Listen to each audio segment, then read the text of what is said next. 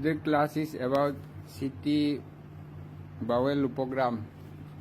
पहले जब उतना सीटी मशीन नहीं था एरिया में, तब एक्सरे में होता था, फ्लोरोस्कोपी में।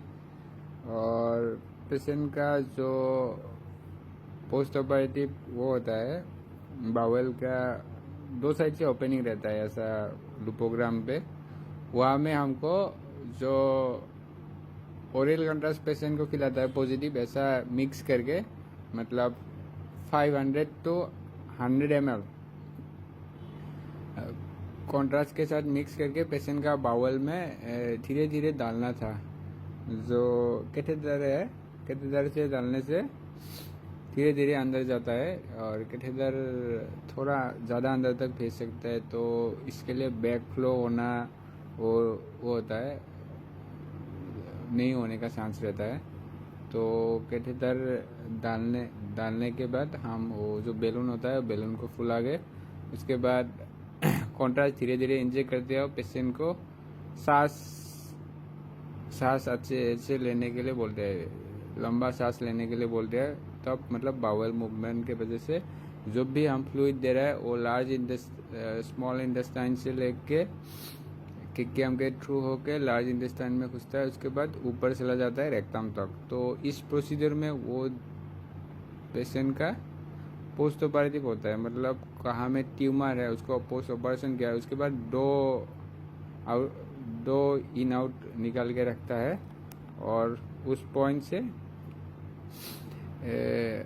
जो पेशेंट खाता है वो निकलता है ऐसे नॉर्मली।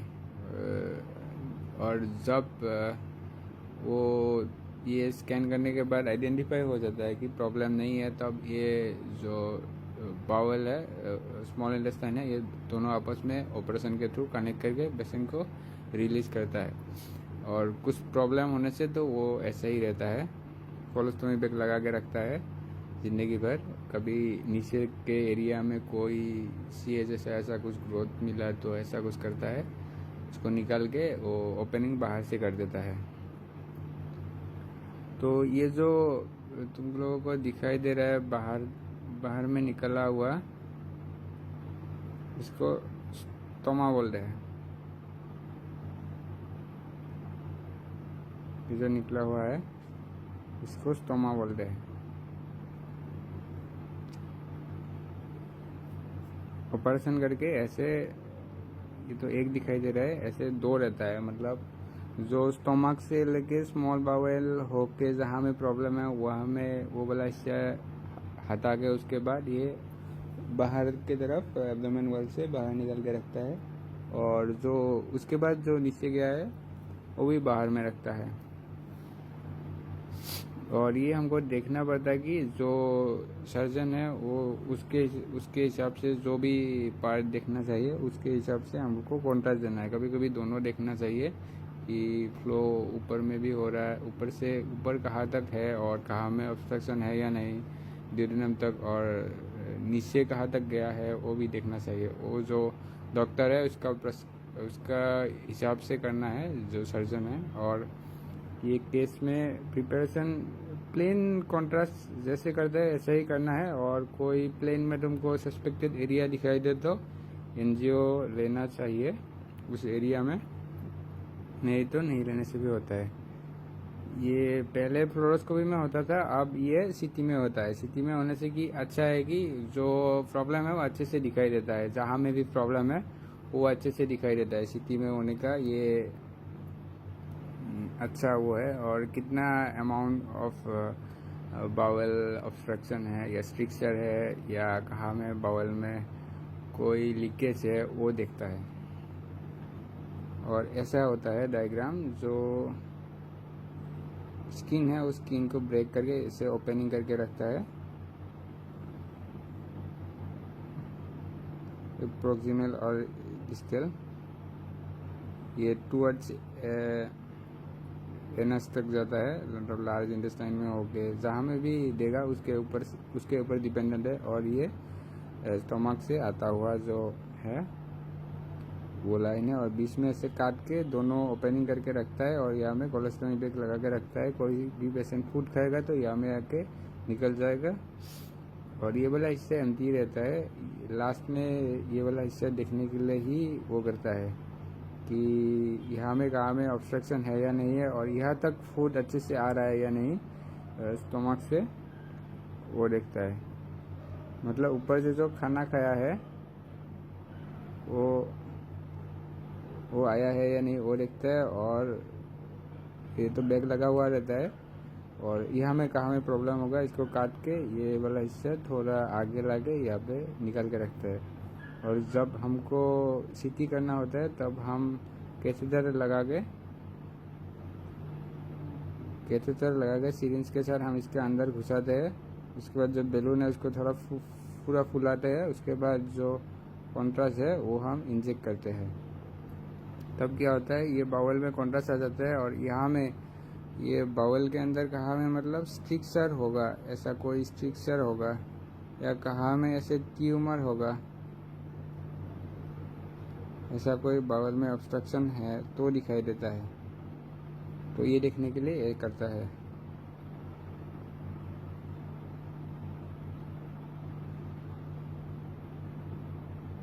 पोस्ट ऑफ इंजरी भी होता है कभी, वो भी देखता है। और इसको ये जो ऑपरेशन करता है इसको एस्टोमेटिक बोलता है, मतलब जो बाउल काट के उसके बाद यहाँ में कनेक्ट किया उसको। और इस प्रोसीजर में कहाँ में लीकेज है या नहीं वो देखने के लिए भी ये एडवाइस करता है। मतलब हिडन फाइंडिंग, मतलब कहाँ में ट्यूमर हो या कहाँ में स्ट्रक्चर हो वो देखता है। और लीकेज, कहाँ से लीकेज हो रहा है, मतलब ऐसा भी करता है कहीं भी जहाँ पे बाउल में प्रॉब्लम था वो काट के ज्वाइन कर दिया, उसके बाद यहाँ में निकाल के रख दिया। और तुम जब कॉन्ट्रास्ट डालोगे तब यहाँ से लीकेज हो रहा है या नहीं वो देखने के लिए भी करता है। मतलब ये रेक्टम में जाने वाला वो है, कॉलोन है, और यहाँ से ओपनिंग है बाहर तक। यहाँ से तुम कॉन्ट्रास्ट दे रहे हो, यहाँ में कोई ट्यूमर था, इसको काट के बाईपास करके ऐसे कनेक्ट करके रखा है। तो ये दोनों जॉइंट में कहाँ में लीक है या नहीं वो देखने के लिए भी ये करता है। तो ये करने के बाद अच्छे से देखना आना चाहिए, तभी पता चलेगा कि हुआ क्या है, और ये प्रोसीजर अच्छे से हुआ है या नहीं तभी पता चलेगा। और कहाँ में मतलब फ्लूइड कलेक्शन है, यहाँ में तो ये ऐसे गया है, यहाँ में जॉइन है, और यहाँ से थोड़ा थोड़ा निकल के यहाँ में कहाँ में फ्लूइड कलेक्शन है। तो ये देखने के लिए जब हम कॉन्ट्रास्ट डालेंगे तो जहाँ से लीक होगा वहाँ से हमको दिखाई देगा कि यहाँ से लीक है, यहाँ पर मतलब कलेक्शन है। तो ऐसा होने से वो पता चलता है। और मतलब सब कुछ ठीक है, पेशेंट का प्रॉब्लम कुछ नहीं है, ठीक से चल रहा है। उसके बाद जो कोलेस्ट्रॉल बैग है वहाँ में अच्छे से जो स्टूल है वो आगे जमा हो रहा है, लेकिन ये जो आउट रेक्टम तक जाने वाला रूट है यहाँ में कनेक्ट किया हुआ नहीं है। तो लास्ट तक में देखता है कि ये जो रूट है दोनों रूट ठीक है या नहीं। ये जो कॉलोन का वो है कहाँ में ट्यूमर है या नहीं ये कंफर्म होने के लिए भी करता है। उसके बाद जब कंफर्म हो जाए उसके बाद ऑपरेशन कर लेता है।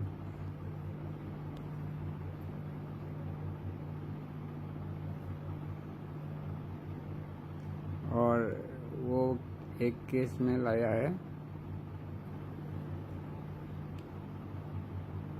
ये सब तुम लोगों को मतलब ये केस होने से तुम लोग ना नहीं कर पाओगे, और ये करना भी ज़रूरी है, क्योंकि हॉस्पिटल में जो डॉक्टर है, जो सर्जन है, वो तो एडवाइस करेगा ही करेगा इसका वो क्या हुआ है। इसका आ गया, हाँ ये वाला। पहले तो तुमको क्या करना है, पेशेंट को अच्छे से समझाना है कि हम ऐसे एक कॉन्ट्रास्ट आपका बाउल में देने जा रहे हैं, आपको कोई प्रॉब्लम नहीं होगा, कुछ प्रॉब्लम होने से हमको इन्फॉर्म करो। कभी कभी पेन हो सकता है क्योंकि कहाँ में स्ट्रक्चर होने से, मतलब जो रूट है, जो स्मॉल इंटेस्टाइन या लार्ज इंटेस्टाइन में जहाँ में भी है, ये तो स्ट्रक्चर नहीं है, ऐसा कुछ होने से स्ट्रक्चर कुछ होने से ऐसा दिखाई देगा। ये तो नहीं है, ये मतलब आउटलाइन में ये गया है, इसीलिए यहाँ में ऐसा दिखाई दे रहा है। तो ऐसा कुछ होने से पेशेंट को थोड़ा पेन हो सकता है, वो समझाना है। और बाकी तो नॉर्मली है, पेन जो भी एब्डोमेन में जो भी होता है कॉन्ट्रास्ट में वही होता है। लेकिन यहाँ में जो ये कॉन्ट्रास्ट जार से इनपुट करना है वो सर्जन से जो एडवाइस किया उससे और रेडियोलॉजिस्ट के साथ बात करके कंफर्म करना चाहिए, क्योंकि यहाँ में 2 रूट रहेगा।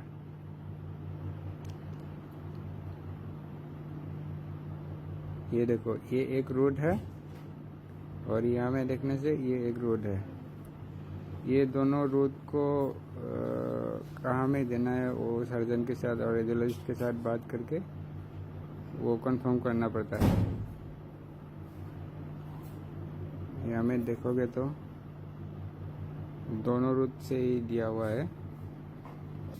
यहाँ में देखोगे तो ये हम दोनों जो स्मॉल माउथ से जो आ रहा है वहाँ में भी कॉन्ट्रास्ट दिया है और जहाँ से रेक्टम तक जा रहा है वहाँ से भी कॉन्ट्रास्ट दिया है। ये देखोगे तो ये जो एक शार्प लाइन आ रहा है ये हमारा कैथेटर है।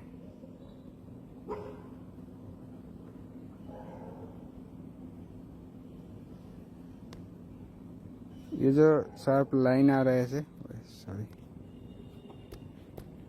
ये जो लाइन आ रहा है ये हमारा कैथेटर है। और ये जो एयर दिखाई दे रहा है यहाँ में, ये जो एयर है ये राउंड एयर है। इसके हिसाब से बोल पा रहे हैं कि ये जो हम कैथेटर में जो एयर दिया था वो एयर है। ये कैथेटर वाला बैलून है, इसीलिए ये राउंड है। तो हम ऐसे करके यहाँ में वो जो कॉन्ट्रास्ट है वो डालना है। 500 ml से 700 ml 1 लीटर तक डाल सकते हो। पेशेंट वेट के हिसाब से, ज़्यादा वेट है पेशेंट का तो ज़्यादा कॉन्ट्रास्ट देना होगा। इसको ट्रैक करना वो थोड़ा मुश्किल है तुम लोगों के लिए, क्योंकि तुम लोग पहले देख रहे हो। यहाँ में ये फॉलो करना है कि एक्सेल में तुमको ऐसे देखना है कि ये सामने आ रहा है और पीछे जा रहा है। जो भी कॉन्ट्रास्ट दिखाई दे रहा है, यहाँ में ये कॉलम है और इसमें जो हमने कॉन्ट्रास्ट दिया है वो एनहेंस होके आया है। तो इसको हम जस्ट स्क्रॉल करके देखेंगे तो ये नीचे आ रहा है। जो ये कॉन्ट्रास्ट है ये नीचे आ रहा है। इसको फॉलो करके जाएंगे तो ये नीचे आ रहा है। इसके बाद देखोगे तो यहाँ में थोड़ा सा स्ट्रक्चर है। यहाँ में देखोगे ये रोड पहले इतना बड़ा था, उसके बाद ये सोता होके ऐसे चला गया, ऐसे चला गया। ये जो है जूम करके दिखाता है।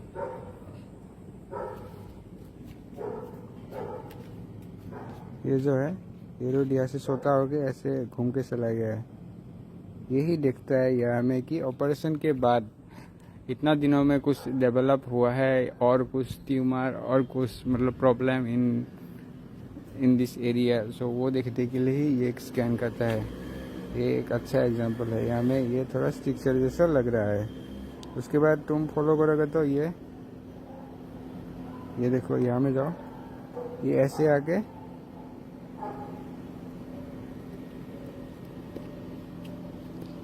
ये ऐसे आके ऐसे जा रहा है। तो इसको ही फॉलो करना चाहिए जब तुम स्कैन देखोगे तो, तभी आइडिया हो जाएगा। ये देखो यहाँ तक आ गया और ऐसे फॉलो करके जाओगे तो तुमको मिलेगा ये लास्ट में जाके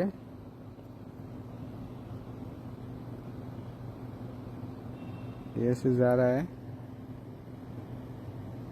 ये जा रहा है, ये जा रहा है ऐसे।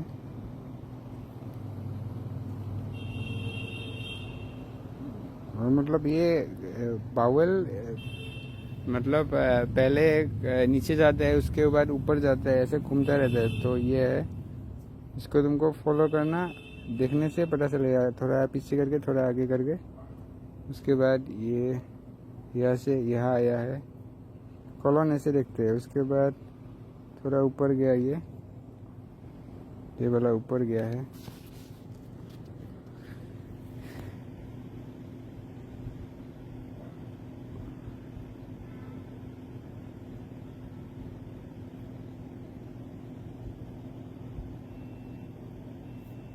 उसके बाद जो ये है यहाँ तक गया है।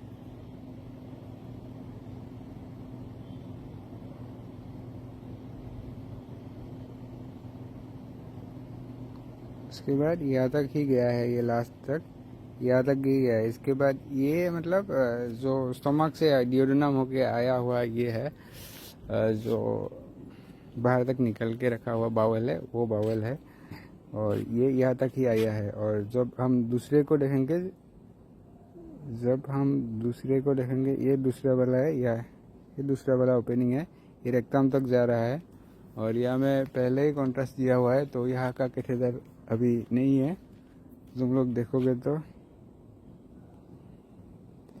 ये फॉलो करने का जरिया यही है, तुम कॉन्ट्रास्ट को देख के जाओ और कॉलन का स्ट्रक्चर को देख के जाओ। ऐसे यहाँ आया है, उसके बाद यहाँ गया है, ऐसे मतलब आगे पीछे होके जाता रहता है और तुम लोग को वही देखना है। और ये भी यहाँ में ख़त्म हो गया है, यहाँ में ये ख़त्म हो गया है।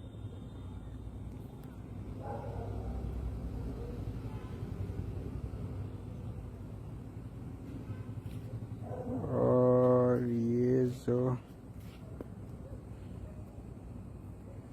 ये पहला स्कैन है, तो यहाँ में कॉन्ट्रास्ट इतना तक ही आया है। अभी हम लोग लास्ट देखेंगे, लास्ट में टोटली पता चल जाएगा कहाँ से कहाँ तक गया है। ये देखो मैं तो ये वाला जो है ये डिसेंडिंग कॉलन है, यहाँ तक आ गया। तो जहाँ से स्मॉल इंटेस्टाइन से किकियाम हो के लार्ज इंटेस्टाइन से ऐसे फॉलो हो गए, यहाँ तक आ गया। तो कंफर्म है कि हमने जो कॉन्ट्रास्ट डाला है वो अच्छे से आ गया है, और नहीं चाहिए कॉन्ट्रास्ट देके स्कैन ले सकता है। ये देखोगे तो ये पूरा ऐसे आके रेक्टम तक आ गया है। और ये पेशेंट कुछ खाना खाया है, नहीं तो ऐसा नहीं आता है। ऐसा कुछ होने से एनपीओ पेशेंट क्या मॉर्निंग को केस करना चाहिए, और पेशेंट को लाइट फूड खाने के लिए बोलना चाहिए, और स्टूल क्लियर करके आने के लिए बोलना चाहिए। ये जो दिखाई दे रहा है नॉर्मली, ये तो नॉर्मल है, नहीं ये तो नॉर्मल फूड है, नहीं तो कोई ट्यूमर होने से तुमको डिफाइन नहीं कर पाओगे। इसको कॉन्ट्रास्ट में देखना चाहिए होगा। ऐसे तो जैसे ये दिखाई दे रहा है चारों तरफ ही है, और इसका जो आउटलाइन है ये इंडिकेट कर रहा है कि कॉन्ट्रास्ट चारों तरफ से गया है, तो ये ट्यूमर नहीं है। कोई भी ट्यूमर होने से ये जो बॉटम वाला एरिया है, ये वाला बाउल वॉल के साथ कनेक्टेड रहेगा। तो ये देखने से तुम लोगों को पता चलेगा डिटेल से। अभी हम देखते हैं कि ये जहाँ से हमने कॉन्ट्रास्ट डाला ये से, और स्मॉल इंटेस्टाइन के थ्रू होके लार्ज में कहाँ में कनेक्ट हुआ, वो थोड़ा दिखाता है।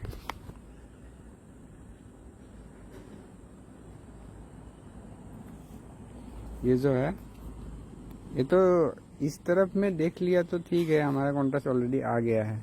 तो यही हमको देखना है रेक्टम तक आया है या नहीं, इसका मेन मुद्दा है। तो ये है लार्ज इंटेस्टाइन।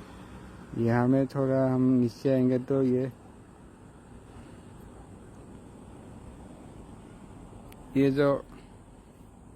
जो डॉट निकल रहा है ऐसे, ये वाला है अपेंडिक्स। और यहाँ से जो है ये किकियम है, ये देखो।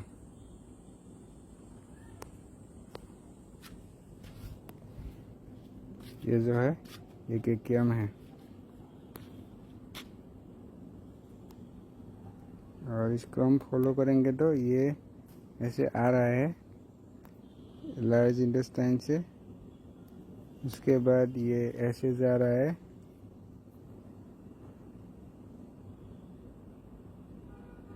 उसके बाद तुम देखोगे तो यहाँ से ऐसे आके ये वाला ऐसे जाके लार्ज इंटेस्टाइन में कनेक्ट हो गया है। तो यही देखना चाहिए ये रूट जो है वो अच्छे से आया है या नहीं। नहीं आया है तो कॉन्ट्रास्ट थोड़ा और देना है। तुम लोग देखोगे तो ये पेशेंट करने के लिए इतना सारा स्कैन लिया है, तो ये देखने के लिए थोड़ा स्कैन ज़्यादा लेना चाहिए। जितना कम ले वो अच्छा है, लेकिन कॉन्ट्रास्ट नहीं गया तो तुमको ज़्यादा देना होगा। तो मान के रखने से 1 लीटर ऐसा देने से अच्छा है, तब अच्छे से सब एरिया जो है वो दिखाई देगा।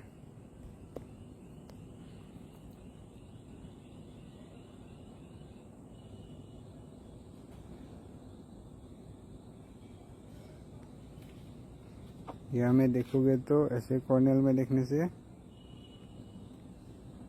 ये रेक्टम है, ये ऐसे आके ऐसे जा रहा है, तुम लोग देखो।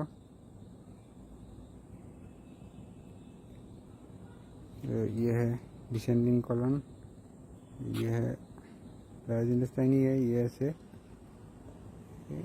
तो देखने से पता चलेगा ये ऐसे जाके ऐसे होके ये ऐसे आ रहा है। तो रूट टोटली मतलब क्लियर है, वो तो दिखाई दे रहा है।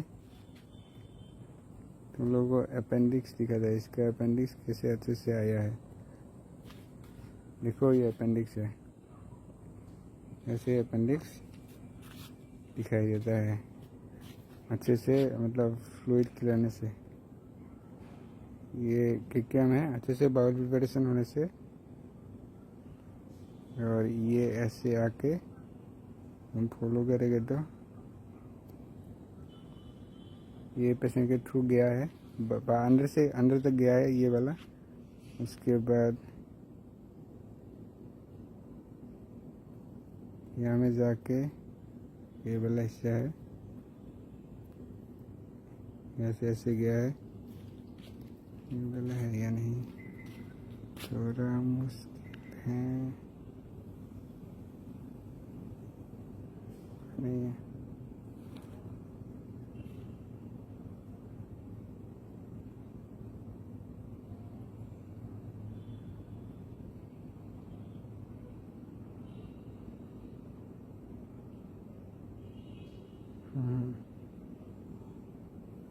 इसे थोड़ा अच्छे से देखना होगा, लोगों को समझाने के लिए भी मेरे को टाइम लग रहा है। ये ऐसे लार्ज इंटेस्टाइन के क्या होगा, ऐसे निकल के यदि लोग फॉलो करोगे तो ये है, ये है। उसके बाद फॉलो करोगे तो ये है, आ रहा है।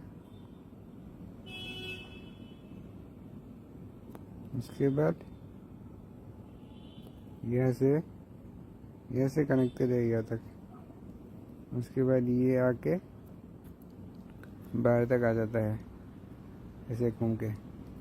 ये स्कैन करने के लिए तुमको 1 लीटर से ज़्यादा या 500 लीटर के अंदर तो कॉन्ट्रास्ट खिलाना है। उसके बाद पहला जो स्कैन है वो थोड़ा एफओवी में लेने से ही होता है। ये जो जहाँ से मतलब रेक्टम तक, जहाँ से स्टोमक स्टार्ट हुआ है वहाँ से रेक्टम तक ऐसे, मतलब ये मैंडेटरी नहीं है कि यही लेना है, थोड़ा ज़्यादा भी ले सकते हो। स्टोमक से जो देखना चाहिए वो हिस्से आना चाहिए। पहला स्कैन तो फुल ले लो, उसके बाद देखो कहाँ तक आया है। उसके बाद जब देखा कि रेक्टम तक आ गया है तब फुल स्कैन एक कॉन्ट्रास्ट का लेने से हो जाता है। ऐसा फुल एफओवी का एक कॉन्ट्रास्ट ले लो, उसके बाद एक डिलीट ले लो किडनी देखने के लिए, और एक केस वहाँ में ही ख़त्म हो जाता है। और इसका फिल्मिंग ऐसा है कि रिपोर्ट देख के देना पड़ेगा, कहाँ में प्रॉब्लम है डॉक्टर लिखता है उसके बाद देना चाहिए, नहीं तो तुम पहले नहीं बोल पाओगे। क्योंकि ये जो स्टडी है ये देखने में ही ऐसे लग रहा है कि यहाँ में कोई स्ट्रक्चर है।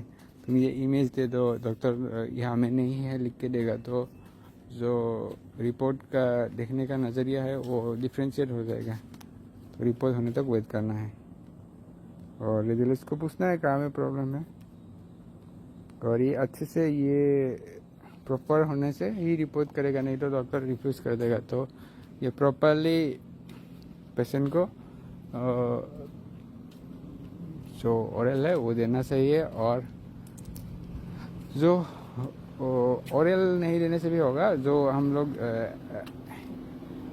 बाउल के थ्रू देता है वो प्रॉपरली देना चाहिए। और ओरल चाहिए होने से जो रेडियोलॉजिस्ट है उसके साथ बात करना चाहिए।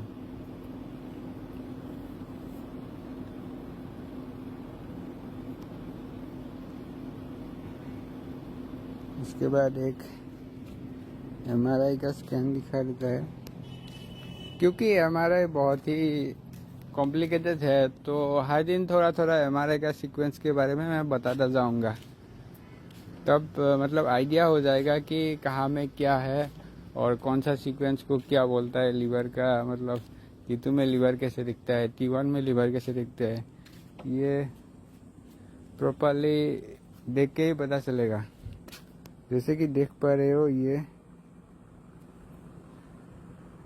T2 इमेज है। T2 में लीवर ऐसा कॉन्ट्रास्ट का दिखाई देता है, और जो ये है ये गोल ब्लैडर है, और यह में जो ये स्टोन है। और ऐसा मतलब लाइट एनहेंस होने से इसको क्या बोलता था, इसको अरे यार भूल गया, बाद में बोल देंगे। ये पेशेंट का यहाँ में स्टोन है, स्लाश बोल रहे, स्लाश। ये थोड़ा ऐसा जो थोड़ा सा जस्ट आया है, जस्ट एक ब्लैक डॉट आया है गोल ब्लैडर के अंदर, इसको स्लाश बोल रहे हैं। क्योंकि प्रॉपर स्टोन होने से पहले स्लाश ही होता है, उसके बाद स्टोन होता है। उसको स्लाश बोल रहे हैं। और तुम लीवर को देखोगे तो ये लीवर नॉर्मल है। और ऐसे तो MRCP में only liver, CVD, gall bladder, pancreas ही देखता है, और पेंक्रियाटिक सिस्ट होने से वो उसके ऊपर ही मतलब ओरिएंटेड है। और पेशेंट न्यू आया है मेडिकल में पेन एब्डोमेन लेके, और लीवर में कुछ लीशन है, तब कॉन्ट्रास्ट देना चाहिए। अनडायग्नोस्ड कोई ट्यूमर होने से MRCP में भी कॉन्ट्रास्ट देना चाहिए। नहीं तो जो CHB लेके आया है, जो लीवर कुछ प्रॉब्लम है, उसमें नहीं चाहिए। और कोई कन्फ्यूजन होने से जो रेडियोलॉजिस्ट है उससे बात करना चाहिए।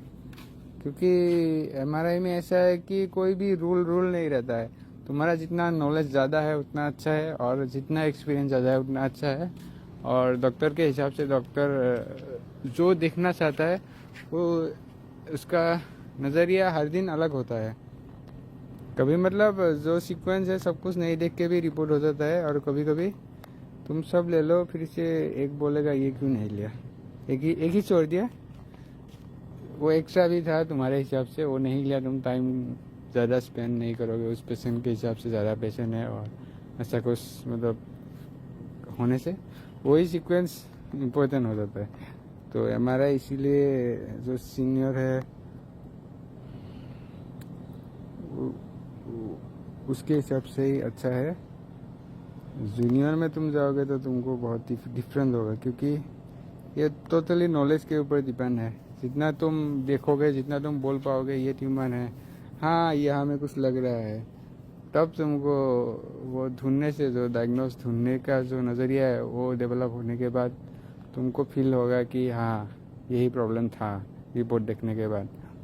तो जितना भी प्रॉब्लम देखोगे उतना अच्छा है। यह हमें देखो, ये CVD और ये एम्पुला है, और ये पेशेंट का देखोगे तो ये CVD है, और ये क्योंकि ये इधर जा रहा है तो ये पेंक्रियास है। और CVD का साइड में कुछ नहीं रहता है, जस्ट CVD सिंगल होता है, और पेंक्रियास के साइड में पेंक्रियास रहता है, पेंक्रियाटिक डाक का साइड में पेंक्रियास रहता है। तो उसके हिसाब से इसको आइडेंटिफाई करना चाहिए। एक्सियल देखने का नज़रिया यही है कि हमको फॉलो करना है, जहाँ में भी जो एनाटॉमी के हिसाब से जो मतलब तुमको दिखाई दिया मतलब ये हमें इस केस में CBD दिखाई दिया, ये CBD को हम फॉलो करके जाना है। नेक्स्ट इमेज में ये कहा गया है, ये वाला डॉट, इसको फॉलो करके जाना है। तो तुम देखोगे कि ये गोल ब्लैडर के साथ कनेक्ट हो गया है, और इसके ऊपर है ये कॉमन बाइल डक्ट, और ये hepatic duct, common hepatic duct. उसके बाद जो लेफ्ट में रहेगा ये लेफ्ट, और ये राइट हेपेटिक डक्ट। आज जो केस में डाउनलोड करने के लिए भेज के रखा था वो कुछ प्रॉब्लम हो गया, इसीलिए मैं ब्रेन का जो बना के रखा था वो नहीं आया मेरा मोबाइल में, तो कल के लिए प्रिपरेशन करना होगा। ये तुमको देख के, ये राइट हेपेटिक डक्ट है और ये लेफ्ट हेपेटिक डक्ट है, और ये है कॉमन हेपेटिक डक्ट CHD, और ये है CBD common bile duct CHD CBD, और ये है गोल ब्लैडर, और ये है सिस्टिक डक्ट CD, और यहाँ में जो है ये एम्पुला बोलते हैं, एम्पुला। और ये जो गया है यहाँ से ऐसे, ये पेंक्रियास है PD, और ये MRCP का सिंगल इमेज में ऐसे सब अच्छे से दिखाई देता है। और यहाँ में कुछ प्रॉब्लम होने से तुमको थिन सीक्वेंस लेना चाहिए। यदि CBD में कुछ स्टोन है और तुमको नॉर्मल स्कैन में नहीं दिखाई दे रहा है, उसको थिन करके लेना होगा, नहीं तो जो डॉक्टर है उसको रिपोर्ट करने के लिए प्रॉब्लम होगा और रिपीट करने के लिए बोलेगा एक थिन स्कैन ले लो 3 mm का। यहाँ में तुम ये जो स्लाइस ले रहे हो ये 5 mm रहता है, तो डिस्टेंस इतना रहता है। जब 3 mm लोगे तब जो स्लाइस डिस्टेंस है तब कम हो जाएगा, 3 mm लेने से इतना हो जाएगा। तो ये जो स्कैन है ये जंप करके जा रहा है, थोड़ा ज़्यादा देखने में पता चलेगा, थोड़ा ज़्यादा जंप करके जा रहा है। इसका पेंक्रियाटिक डक्ट में प्रॉब्लम है, इसीलिए ये तो डायलेटेड है, इतना डायलेटेड है कि पूरा चमक रहा है, देखोगे तो। और हम जब 3 mm वाला इमेज देखेंगे, ये वाला 3 mm है, तो इसको फॉलो करो। ये मतलब स्मूथ जा रहा है क्योंकि पेशेंट मूवमेंट कर रहा है, तो इसीलिए इसका इमेज अलग अलग आ रहा है। क्योंकि 3 mm स्कैन लेने के लिए जो गैप है वो मूवमेंट करने से मतलब वो होगा, अच्छे से मूवमेंट सांस लेता हुआ पता चलेगा। 5 mm लेने से डिस्टेंस में हो जाता है, तब मूवमेंट पता नहीं चलता है। ये देखो ये 3 है, GB में ही 3 इमेज आ गया, लेकिन इसमें देखोगे तो 2 में GB ख़त्म हो जाता है।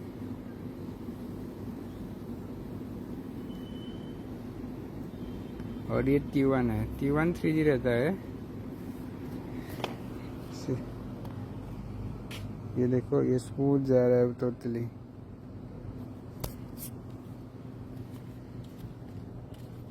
इसको T1 इसलिए बोल सकते हो कि स्टमक में जो फ्लूइड है वो ब्लैक है, जो फैट है वो सब में ब्राइट होता है। फ्लूइड ही देखना है, फ्लूइड ब्लैक है तो T1 है। और T2 देखोगे तो स्टमक में जो फ्लूइड है और अदर एरिया में जो फ्लूइड है वो ब्राइट है।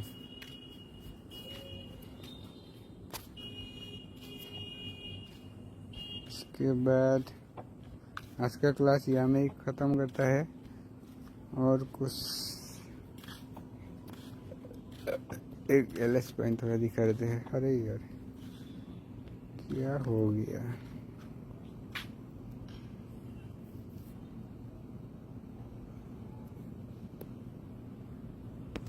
ये देखो ये लंबर स्पाइन है, ये डिक्स है। ये वर्टिब्रा है और वर्टिब्रा को काउंट करना आना चाहिए एमआरआई में, क्योंकि जो डॉक्टर रिपोर्ट बनाता है वो वर्टिब्रा के ऊपर ही बोलता है यहाँ से यहाँ तक प्रॉब्लम है। तुम वर्टिब्रा का काउंट गलत कर दिया तो प्रॉब्लम हो जाएगा। वर्टिब्रा का काउंट करने के लिए ये फुल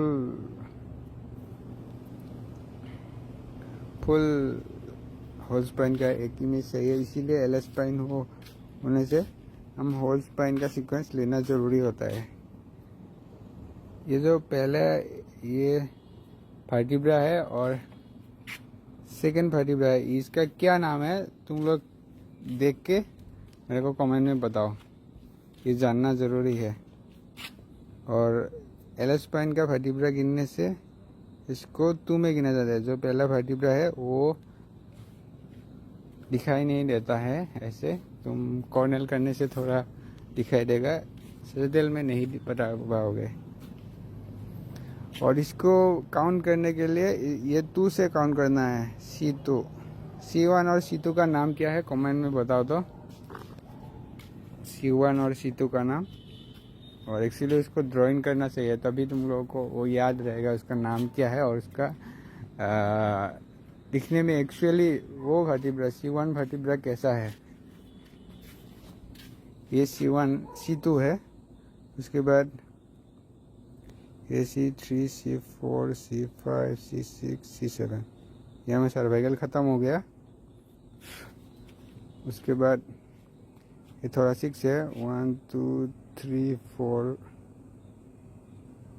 मज़ा करना 5 6 7 8 9 10 11 12, ये T2 है, थोड़ा 6 12 T12 है।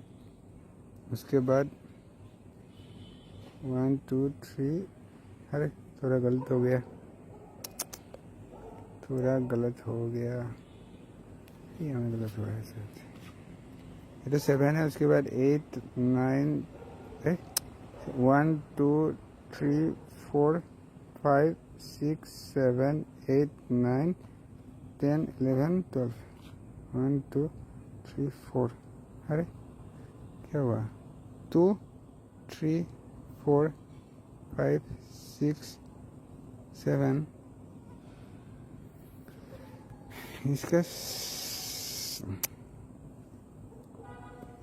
इसका बहुत ही नीचे है स्पाइन।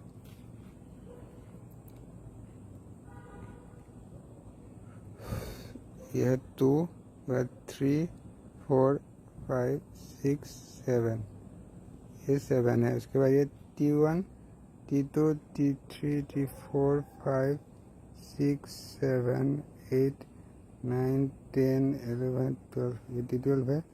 1 2 3 4 5 है। इसका ये L5 है।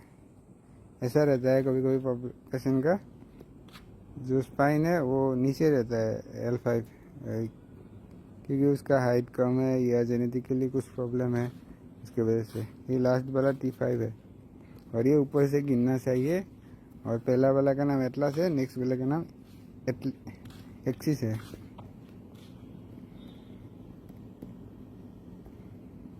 ये इसका T5 है। और ये देखोगे यहाँ में जो इसका डिस्क है, डिस्क के वजह से कंप्रेशन होके जो स्पाइनल कॉर्ड है वो ऐसे कट गया है। जो ब्लैक है वो डिस्क है और यहाँ में कोई टीयर रहने से वो ब्राइट आता है। मैं तुमको टीयर वाला एरिया दिखाता हूँ। टीयर मतलब जो इंजरी हुआ है उसको टीयर बोलते हैं। कोई लिगामेंट इंजरी या यहाँ में जो नर्व है उसका इंजरी हो गया, ये जो है ये जो है ये टीयर है, ये ब्राइट आया है। एक्सियल में ये हिस्सा आना चाहिए, तभी डॉक्टर बोल पाएगा कि कौन सा नर्व में कहाँ में क्या प्रॉब्लम है। ये एक्सियल में कट गया तो तुमको स्कैन रिपीट लेना पड़ेगा। या में ऐसा कुछ होने से तो लोग सिंपली ये बीच में जो लाइन है उसमें लेके ऐसे ये वाला हिस्सा कवर करना चाहिए। तो 10 12 जितना चाहिए वो देने के बाद इसमें 5 दे दो, इसमें 8 9 देने से भी होगा, इसमें 5 दे दो, इसमें 3 दे दो और इसमें 1 1 देने से भी होगा, यहाँ में कोई प्रॉब्लम नहीं है। ऐसे करके तुम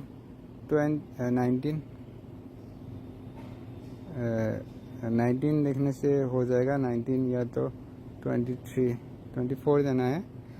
23 नंबर का 23 नंबर स्लाइड देने से फिल्म देने में आसानी होगी। तुम लोग हमारी जॉब करोगे, जो फिल्म दोगे ऐसा ही इमेज लेने के लिए ट्राई करो, तो आप फिल्म देने के समय को हेडेक नहीं होगा, क्योंकि बहुत सारा सीक्वेंस का फिल्म देना होता है और तुम एग्जैक्ट काट लोगे तो कोई डिलीट करने का, कोई मतलब ध्यान देने का कुछ वजह नहीं होगा तब। ये एक्चुअली पोस्ट ऑपरेटिव है। पेशेंट का यहाँ में मेटेलिक स्क्रू लगा हुआ है, ये देखो, ये पोस्ट ऑपरेटिव है। तो ऐसा होने से कभी कभार पेशेंट का अनकंट्रोल मूवमेंट हो जाता है वाइब्रेशन के वजह से, तो वो देखना चाहिए। तो पेशेंट हिल रहा है ये नहीं बोल सकते हो। कभी कभी जो मेटल है वो मैग्नेटिक फील्ड के साथ रिएक्ट करके मूवमेंट क्रिएट करता है, वाइब्रेशन, तब जो पिक्चर है वो ख़राब आएगा। लेकिन ये पेशेंट का अच्छा आया है, कुछ प्रॉब्लम नहीं है। और नॉर्मली ये नहीं दिखता है, ये वाला ये पूरा टोटली ब्रेक दिख रहा है। जो लाइन है वैसा होने से तुम लोगों का वो होगा, पेशेंट का मतलब लिम्ब में वीकनेस हो जाएगा, लोअर लिम्ब में वीकनेस होगा। ये पेशेंट का भी प्रॉब्लम है, क्योंकि इसका टोटली जो स्पाइन है वो अनकनेक्टेड जैसा दिखाई दे रहा है, मतलब कनेक्शन ब्रेक हो गया ऐसा दिखाई दे रहा है। यहाँ में थोड़ा कनेक्शन है, तुम अच्छे से देखोगे तो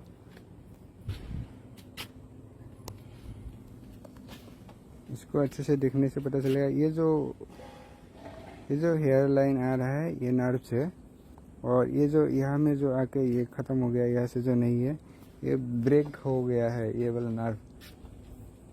तो ये पेशेंट का वो हिस्ट्री है कि उसका अनकंट्रोल यूरिन है, ऐसा कुछ हिस्ट्री होने से तुमको दिखाई देगा कि nerve root totally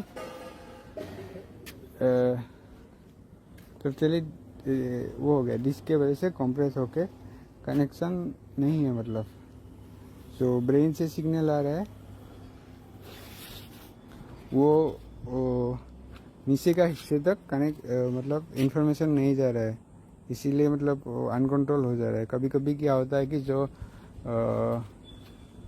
lower limb है वो मूवमेंट नहीं कर पा रहा है, ऐसा होता है। कहाँ में सेंसेशन नहीं होता है, यूरिन सेंसेशन नहीं होता है, स्टूल सेंसेशन नहीं होता है, तब पेशेंट को पता ही नहीं चलता है कि स्टूल लगा है या नहीं, और यूरिन कंट्रोल नहीं कर पा रहे, ऑटोमेटिकली चला जाता है। तो ये देखना ज़रूरी है। और ये जीवन है, इसका स्कैन यहाँ में देखोगे तो ये पोस्ट ऑपरेटिव है। कभी कभी कहाँ में, क्योंकि पोस्ट ऑपरेटिव है और ट्यूमर हो सकता है या कुछ पोस्ट ऑपरेटिव कलेक्शन हो सकता है, तो कॉन्ट्रास्ट देना ज़रूरी होता है कोई रिजल्ट के हिसाब से। और यहाँ में जैसे कि देख रहे हैं ये पेशेंट का कोई ऐसा कलेक्शन वगैरह ऐसा नहीं है, तो इसलिए इसको पेन करने से हो जाता है। एक्सेल में देखोगे तो ये जो डॉट दिखाई दे रहा है यही नर्व है, जो डॉट दिखाई दे रहा है, और ये जो वाइट जो चारों तरफ है ये मतलब CSF है। तो तुम इसको स्क्रॉल करके देखोगे तो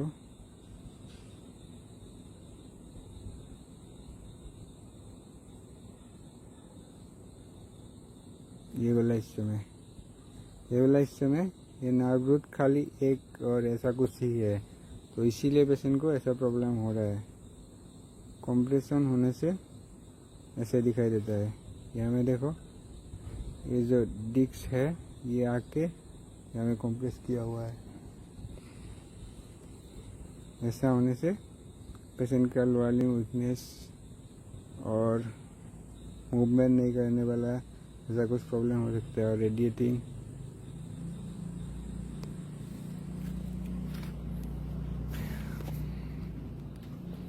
आज के लिए इतना ही। कल और कोई केस लेके आके हम डिस्कस करेगा। हे प्रणय, बाय बाय।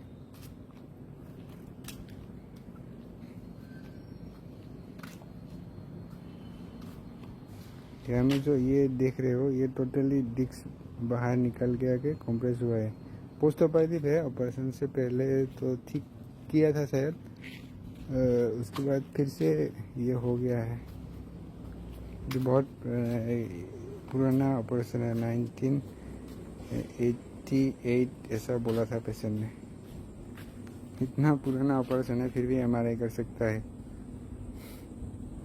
स्पाइन का इम्प्लांट होने से। मोस्ट ऑफ द टाइम अभी का जो मेटल इम्प्लांट है वो एमआरआई कंफर्टेबल ही है। आज के लिए इतना ही। Thank you, bye bye, good night.